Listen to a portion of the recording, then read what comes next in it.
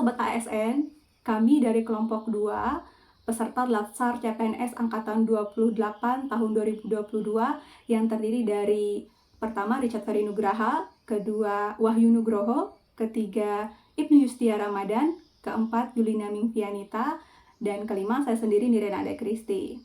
Berikut ini merupakan video wawancara yang kelompok kami lakukan terhadap 5 orang dengan jenjang usia dan bidang profesi yang berbeda. Adapun tujuan video sosial eksperimen tanya mereka, kami lakukan untuk mengetahui wawasan masyarakat yang pertama tentang apa itu bela negara, kedua aksi atau tindakan bela negara, ketiga ancaman yang mungkin terjadi atau berpotensi terhadap negara Indonesia. Mari simak cuplikan wawancara yang telah kelompok kami lakukan.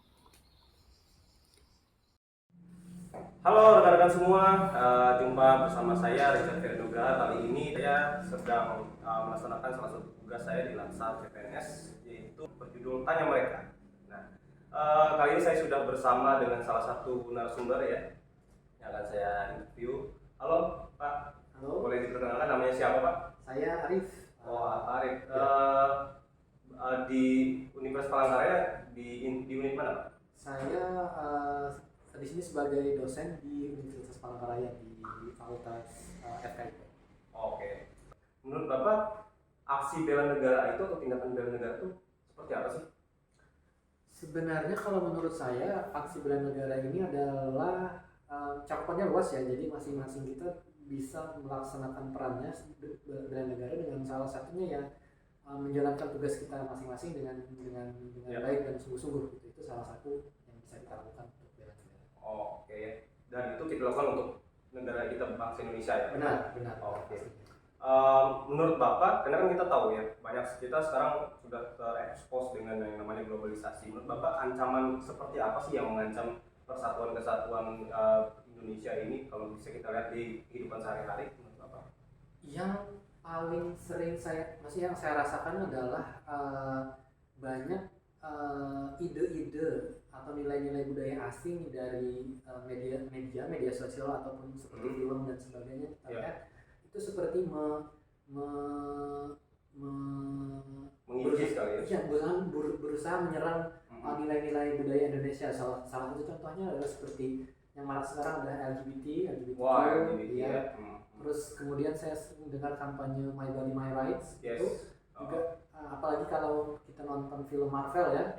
Itu toleransi gendernya sangat menurut saya lebih dari tinggi ya sebenarnya.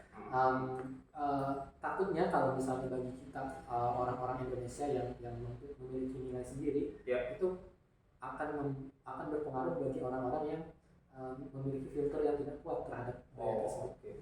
Ya, kalau dari pendapat Bapak pribadi, apa sih tindakan yang mungkin dari Bapak sendiri bisa lakukan untuk menanggulangi atau mencoba melindungi bangsa Indonesia dari pengaruh ideologi seperti itu? Kalau untuk pribadi, mungkin saya cuma bisa memperkuat filter diri sendiri ya dengan cara memahami nilai-nilai, menyadari masuk nilai tersebut. Namun yang menurut saya berat adalah sebagai siapa saya, maksud saya sebagai seorang pengajar, seorang dosen saja tidak punya kekuatan yang cukup menurut saya untuk menetralisir serangan-serangan ideologi tersebut. Itu yang masih saya rasakan. Masih merasa susah ya? Benar, sangat berat sekali dan saya sangat takut. Jangan-jangan kalau misalnya saya tidak berbuat apa-apa, anak-anak saya nanti pada zaman berikutnya akan sudah hancur. Selamat malam. Bisa perkenalkan diri Anda? Oke. Saya Heli, saya yang kerja di Rumah Sakit Beta Pemeruk sebagai perawat. Baik. Saya akan mengajukan pertanyaan terkait bagaimana sikap bela negara Anda di tempat Anda bekerja. Pertanyaan yang pertama, apa yang kamu ketahui tentang bela negara? Bela negara adalah suatu sikap saya menjunjung dan mencintai tanah air saya. Contohnya saja, saya sebagai perawat, saya merawat di rumah sakit, juga saya merawat melawan dengan COVID-19, terutama di Kalimantan Tengah. Baik. Pertanyaan yang kedua, apa saja contoh bela negara yang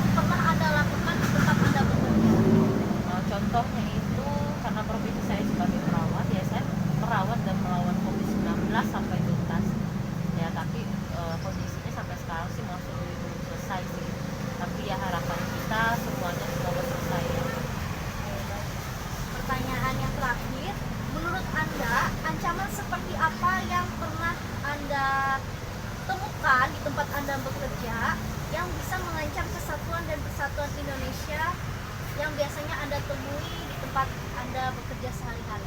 Oh, baik. Kalau untuk kami ancamannya itu adalah misalkan nih pasien ya, kebanyakan pasien itu menganggap kita ini bawahan dokter gitu kan. Padahal kita ini adalah mitra, jadi sejajar tidak bawah tidak lebih bukan seperti itu. Kadang-kadang sering tidak dihargai gitu. Kita berjuang melawan COVID-19 ini juga kebanyakan orang tidak mau mendengarkan apa yang kita sampaikan. Kita suruh untuk memberikan edukasi terkait misalkan penggunaan masker, misalkan apa namanya itu dia ada mengalami keluhan silahkan lapor. Terkadang mereka hanya angin lalu, itu mungkin ancaman buat kita. Nah, tapi efeknya lebih besar ke masyarakat seperti itu. Oke, baik. Terima kasih sudah meluangkan waktu untuk saya mewawancarai Saudari Heli. Selamat malam.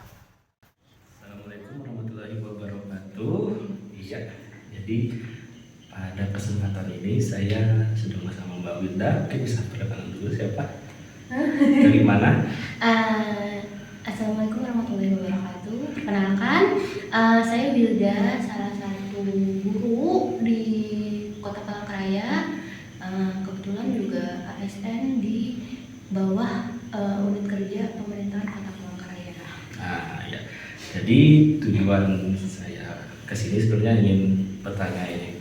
Kebetulan ada tugas dari Lansar kita untuk mewawancarai beberapa orang mengenai kesiapan bela negara. Nah, karena ini momennya juga pas ya, karena kita sedang di bulan Agustus juga bulan kemerdekaan. Jadi ada beberapa pertanyaan di sini. Cuma 3 sih. Nah, yang pertama adalah Mbak Wilda tahu nggak apa itu bela negara? Mbak Wilda? Kalau setahu saya, bela negara itu bisa merupakan sikap atau perilaku yang didasari oleh rasa cinta kita terhadap negara kita nih, NKRI. Nah, itu perilakunya bisa berdasarkan apa saja yang didasari oleh ideologi Pancasila dan Undang-Undang Dasar. Setahu saya gitu. Oke, bisa. Nah, kalau berdasarkan pandangan Mbak Wilda tadi, kira-kira contoh perilaku bela negara yang sudah dilakukan di kehidupan sehari-hari apa? Contoh sederhananya pastinya pengimplementasian Pancasila. Ya. Seperti kita hidup beragama Aha. atau hidup bersosial dengan masyarakat yang lain. Itu contoh paling sederhana sih, implementasi Pancasila pastinya. Sama gimana cara kita biasanya melestarikan budaya, itu juga termasuk bela negara. Kayak kita masih pakai bahasa daerah, atau kita masih melestarikan lah, atau mengenalkan budaya kepada anak-anak lebih kecil. Kalau saya karena guru, jadi budaya dan Pancasila dikenalkan juga kepada anak-anak sebagai salah satu dasar kita menanamkan bela negara ke anak-anak gitu. Oke, jadi itu ibaratnya bela negara itu yang mempertahankan kebudayaan dan nilai Pancasila kita ya mulai dari kecil. Nah, ngomong-ngomong tentang itu, nah ini kan kira-kira ancaman yang menurut Mbak Wilda ada di kehidupan sehari-hari yang mungkin mengancam persatuan dan kesatuan negara kita, karena salah satu tujuan dari bela negara itu yang menjaga persatuan dan kesatuan NKRI ya. Nah, kalau menurut Mbak Wilda seperti apa mungkin ancaman sehari-hari yang ada? Ancaman kalau saya yang paling dekat adalah sosial media. Oke. Kalau menurut saya paling dekat sosial media. Kenapa saya bilang ancaman berasal dari sosial media? Karena terkadang di sosial media itu kan banyak sekali berita. Tidak tahu berita itu berita benar atau berita hoax. Nah, di sisi lain tingkat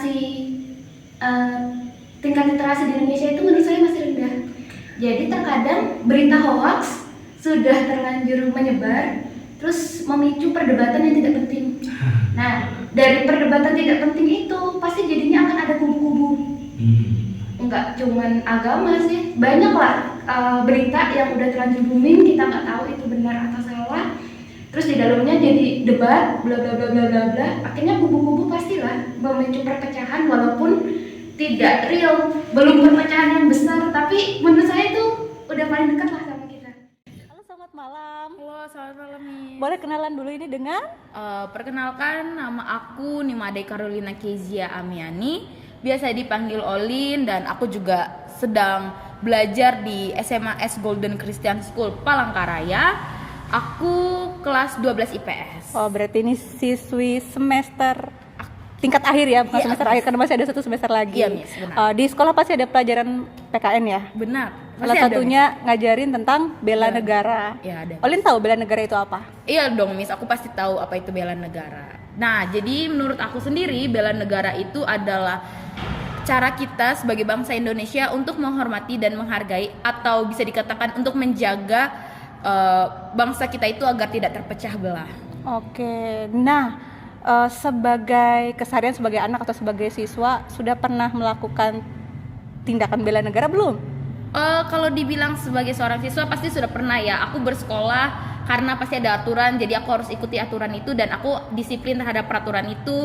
Aku juga menghargai perbedaan-perbedaan yang ada di teman-teman. Dan juga saat aku tinggal di asrama, aku ketemu dengan banyak-banyak orang dan cara pikir, jadi aku harus bisa menghargai satu dengan yang lainnya. Oke, luar biasa ya, berarti toleransinya ya. Ya, harus. Nah, kalau ini satu pertanyaan terakhir. Kalau menurut Olin, kira-kira ancaman apa yang akan menimbulkan perpecahan atau pertikaian yang bisa terjadi di Indonesia? Ya kayak yang aku bilang tadi, Miss, karena kan adanya rasa menghargai dan disiplin itu membantu kita untuk bela negara. Nah, jadi kalau misalnya kita nggak disiplin, kita tidak menghargai, pasti ada perpecahan. Misalnya aku nggak menghargai temanku yang berkulit gelap, aku membuli dia, pasti itu membuat dia menjadi down dan membuat negara kita itu bisa terpecah belah dengan adanya tindakan-tindakan tersebut. Kalau misalnya tindakan itu terus-menerus dilakukan dan akhirnya menyebar hampir ke semua pelosok yang ada di Indonesia, itu pasti sekali menyebabkan ancaman dan merusaknya rasa nasionalisme maupun patriotisme kita. Oh, terima kasih Olin Terima untuk kasih wawancaranya hari ini. Sukses selalu untuk sekolahnya. Amin, terima kasih. Semua cita-citanya bisa tercapai dengan baik. Sampai ketemu ya. Di sini saya Wahyu Nugroho akan mewawancari salah satu masyarakat terkait sikap bela negara. Baik, dengan siapa Mas? Dengan saya Yonatan Arisantoso. Yonatan Arisantoso. Baik, di sini saya akan menanyakan beberapa pertanyaan Mas. Yang pertama adalah apa yang kamu ketahui tentang bela negara? Baik, terima kasih Mas Wahyu. Jadi menurut saya secara pribadi untuk mengenai bela negara ini adalah yang pertama yaitu cinta negara Indonesia khususnya dengan ideologi Pancasilanya. Kemudian juga secara sikap dalam pekerjaan seperti itu, mungkin juga mencintai budaya dari setiap daerah yang ada di khususnya Indonesia. Itu jadi bela negara ya? Iya. Nah, selama ini apa sih yang Anda lakukan sebagai masyarakat, contoh sikap yang sudah dilakukan tentang bela negara itu? Ya, mungkin untuk salah satu contoh sikapnya yang sering terjadi dalam ruang lingkup pekerjaan ya. Jadi di mana ketika dalam untuk proses untuk suatu pekerjaan itu mungkin datangnya bisa tepat waktu sehingga tidak korupsi waktu lah istilahnya. Seperti itu. Yang lain mungkin ada lagi contoh sikap bela negara yang lain yang Anda lakukan? Untuk sikap yang lainnya adalah mungkin salah satunya adalah mencintai produk Indonesia. Seperti itu, Mas. Berarti menggunakan produk lokal ya Mas ya? Benar sekali. Oke, yang terakhir Mas, terkait ancaman terhadap bangsa Indonesia, apa sih yang menurut Anda ini ancaman bagi bangsa Indonesia itu seperti apa ancamannya? Untuk ancamannya mungkin yang sekarang yang menurut saya yang akan dihadapi yaitu adalah khususnya generasi muda. Nah, ini mungkin ancamannya adalah mungkin seperti ke narkoba, kemudian hilangnya budaya-budaya karena semakin berkembangnya zaman ini, seiring dengan berkembangnya zaman ini juga mereka lupa tentang akan budaya mereka, seperti itu. Oke. Baik, terima kasih atas waktunya. Begitu wawancara saya dengan salah satu masyarakat di sini. Terima kasih. Nah, Sobat ASN, berdasarkan video wawancara tersebut, dapat kita simpulkan bahwa saat ini sudah banyak masyarakat yang memahami terkait isu-isu bela negara. Bahkan sudah melaksanakan aksi bela negara sesuai dengan perannya masing-masing.